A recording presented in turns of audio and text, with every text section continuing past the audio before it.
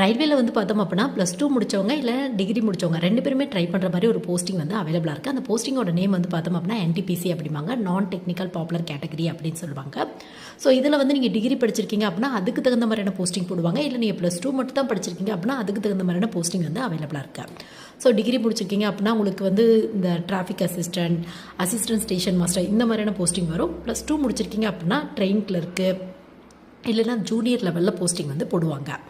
So உங்களுக்கு வந்து பார்த்தோம் அப்படின்னா இதோட சிலபஸ் எப்படி இருக்கும் அப்படின்னு பார்த்தோம் அப்படின்னா ரீசனிங்க்கு இம்பார்ட்டன்ட் கொடுத்துருப்பாங்க, ஆப்டியூட் டாபிக் இம்பார்ட்டன்ட் கொடுத்துருப்பாங்க, ஜென்ரல் சயின்ஸ்க்கு இம்பார்ட்டன்ட் கொடுத்துருப்பாங்க.